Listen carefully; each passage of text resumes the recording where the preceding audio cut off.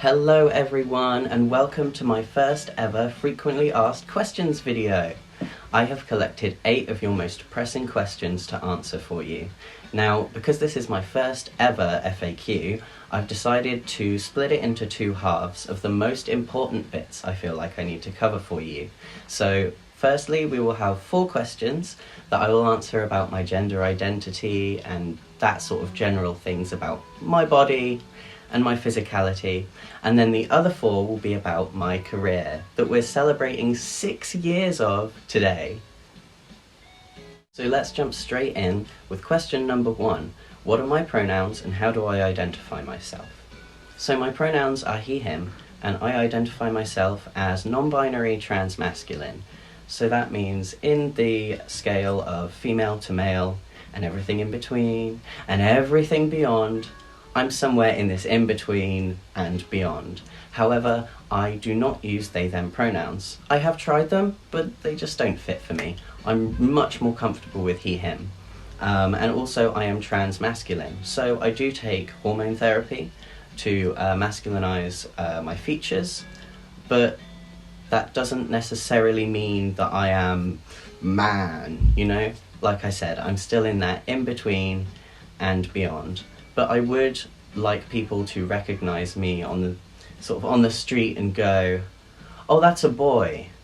And then I look at them and they take me in and they think, there's something up about that boy. Question number 2, what surgeries have I had? So I can show you right now.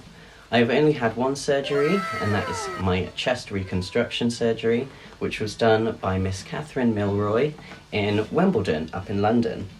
I didn't have to go for any revision surgeries. On the day of the surgery, I did have to go back into the theatre due to a few complications. So I literally had the surgery, came out, had tea and a biscuit, and then was told I had to go straight back in. So that was a bit stressful, but I got through it, and I'm so happy with my results. Question number 3, can you explain your genitals? Now, I know this is a question that people really want to ask, but also a lot of people understand it's quite rude and invasive to ask. So I'm here to just answer it for all of you right here, right now. I'm going to be using scientific words and treating this maturely, so try and keep a straight face with me, okay? So, when I was born, I had a butthole, I have a vagina, pee hole, clitoris, both sets of labia, all that nice and good. Now, I still have that. The differences are what testosterone, the hormone replacement that I am on, has done to them. So, like I said, I haven't had any surgeries down there yet. I am planning to get some.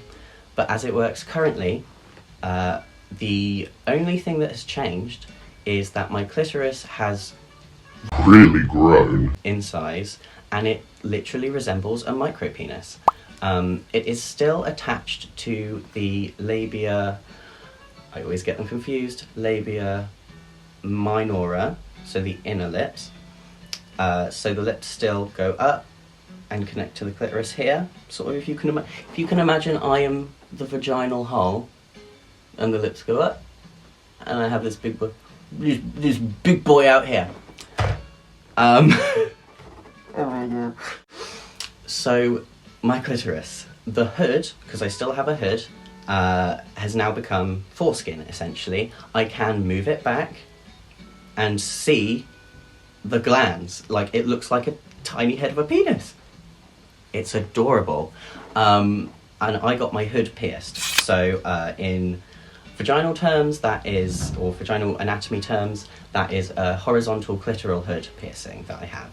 So my clitoris, now a tiny dick, is still as sensitive, if not more sensitive, than it was before. It's much easier to find, and everything still functions as it did before I transitioned. So I can be penetrated in the vagina and the butthole if you want.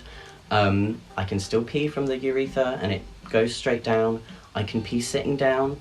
I can even pee standing up now, as long as I'm peeing like hard enough and I sort of just lift the skin of the mons pubis a bit. I get a proper arc and I can pee into a toilet. That really amuses me. I can also penetrate with my tiny dick. A little bit.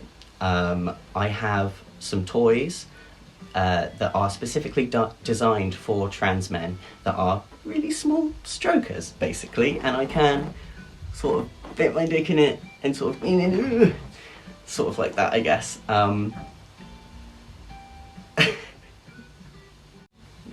I'm not usually a top, okay? What more can I say? So aside from my natural selection, I also use a prosthetic penis during play.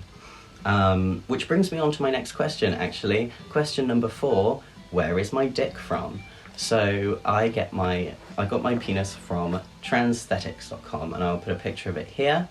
I'll put a link here, and if you use this link, by the way, it helps support me and gets me a little bit of commission if you visit the site or buy anything using that link.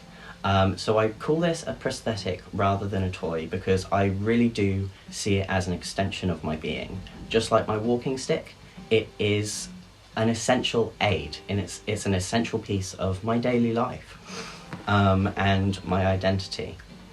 So I get a lot of questions about how it works. Well, let me go grab it for you and I'll demonstrate. Here it is. I'm going to try and censor it as much as I can, just in case. But the way it works, let me put it here. Here we go. So you can see there is a hole. Now this is super stretchy. This isn't a fleshlight, I fucking promise you. Stretchy silicone. Body safe, of course. And what you do is you turn it inside out like this. So you just have a, oh god, so you just censor it. There we go. So you have it sort of turned out like this. If we say this is my growth, and you do need some natural growth to use this, you put your growth against it. Oh, your growth, that sounds so minging. You know what I mean. Your dick against it, and then it suctions onto you like this, okay? And obviously there's some air here, but the idea is because it's flush against your body, it stays on. Now, something else that's really cool about this piece, I don't know if I can show you. I just don't want to get taken down. Basically, so not only is it hollow here, you can see I can press it, so you can put a vibrator in here, and it helps with your personal stimulation, but also the stimulation of your partner. Hello, customized vibrating dick. It also has, it also has a reservoir at the tip here, what I am covering with my hand. So you can put a bit of lube, even some cum lube inside, and you can make yourself cum. It's the most amazing thing. It's so precious to me, it's so treasured, and the detailing, it comes in different skin tones as well, of course, has to. It's hyper realistic, and I love it. I'm gonna have a sip of tea, and then we'll move on to question number 5, and the next half of the set, which is all about my career.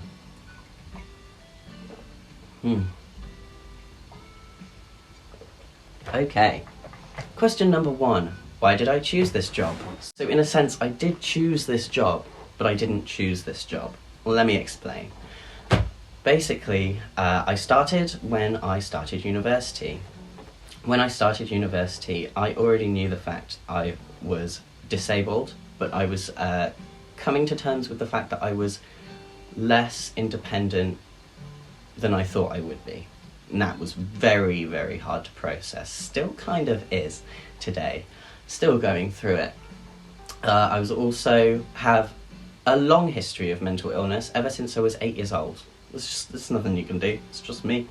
So disabled, mentally ill, transgender, gay, you know.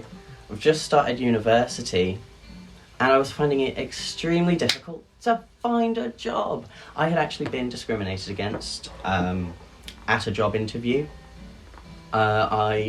Let me call them out actually right now. I went for a job interview at Cineworld. I got through the first interview, you know, the sort of the group, everything, and I seemed to be a really good candidate. They were really enthusiastic about me. We got to the final interview and I told them that as an accessibility requirement, and they have to make, by law, they have to make reasonable adjustments, such as a chair to sit down or a 5-minute break every hour, reasonable adjustments. As soon as they heard that I had a cane, I was called into the manager's office and he said it wouldn't work because I had to stand at the tills. I said, you can just get me a stool and I can sit at the tills. But no, I lost the job. I didn't get it. So I decided to take things into my own hands. And by taking matters into my own hands, I mean I started looking online at other models that I had come across just a few months before all of this had even started. I was actually doing a theatre degree, so it was very fitting that I did some sort of performance to help as a side hustle. And that's how it started, really. I needed to support myself through university, and alongside doing a very physically and emotionally intense course, so the theatre I did, it wasn't like, oh, musical theatre, oh, acting for screen, read from a script. It was performance art. It was dig up your fucking traumas and display them for your class to see. It was cutthroat, man. Still really, really good course. But anyway, cutthroat. So that's what I did. I decided to start streaming from my bedroom. And actually, my final third-year performance, my solo piece, was called From My Bedroom. And it was all about how and why I had supported myself as a porn star through university. And because I had so much success, I'm still doing it now. And it's, I graduated in 2019 and it's 2022 now, so I must be doing something right. Speaking of time, the next question is, when did I go full-time as a porn star? Actually, that was when the pandemic hit. So I had been supporting myself for, I think, 3 or 4 years on part-time by that point. When COVID shut everything down, I was actually working at a well-known cosmetics shop at the time, and they treated me horribly after a very awful incident in my life, and were very ableist, considering they're supposed to be a really ethical company. So I waited and I got my bursary, because I'm a smart boy, the COVID bursary that the government gave us, and then I quit. And I decided to do my performance full-time, because then I would have a lot more time for big projects and to focus on my audience and bringing new eyes to my content. I'd been creating for like 3 or 4 years already at this point, so I thought, well, why not?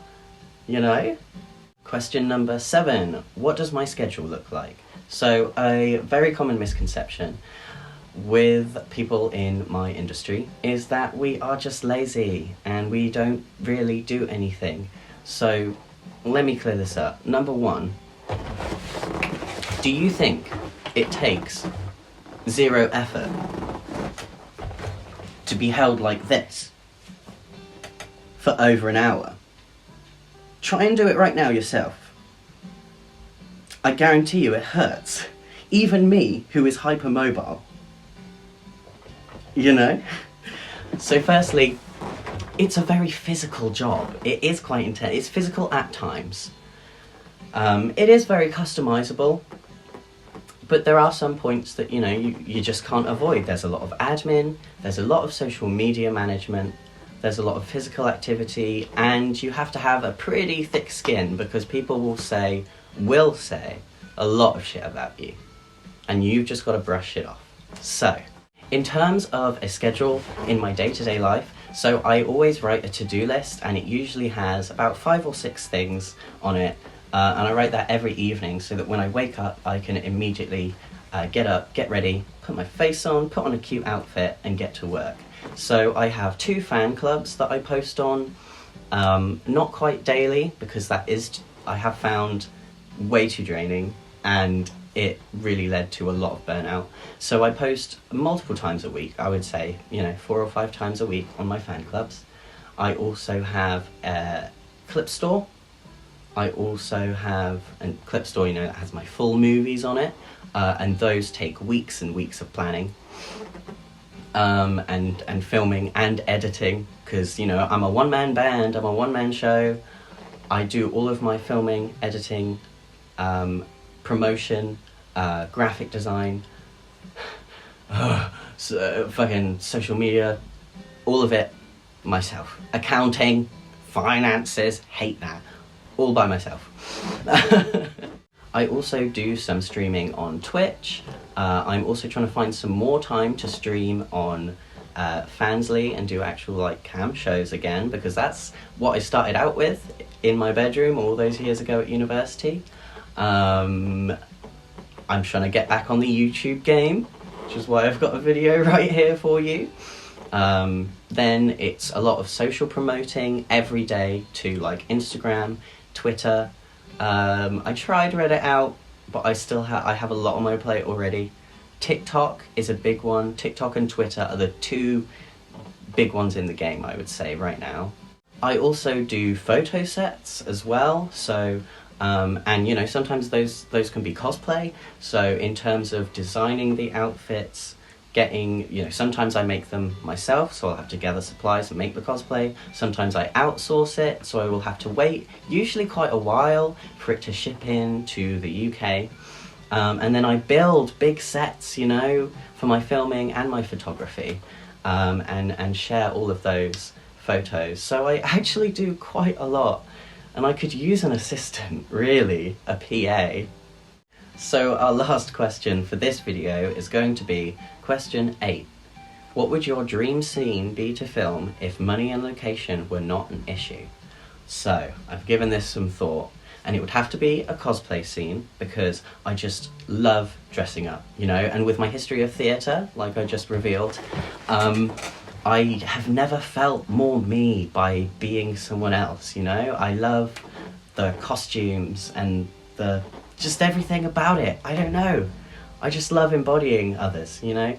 And also, Link is such a gender euphoria character for me, because I'm also a twinkie, blonde, white boy. Oh. So it would be in a Link cosplay. Maybe Gerudo Link, maybe Champions Tunic Link. Maybe we'll just break out all the costumes, and I could just cycle through all the costumes, so there is something for everyone. And it would be set in a tavern, you know, a big sort of fire in the centre, lots of murmuring patrons, at night, but they're surprisingly quiet in the tavern for some reason, if you know what I mean. And then I'm there.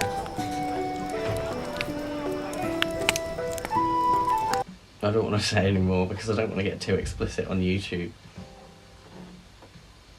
But just know that I'm thinking about it. And I know that you're thinking about it too. So that brings me to the end of today's frequently asked questions video.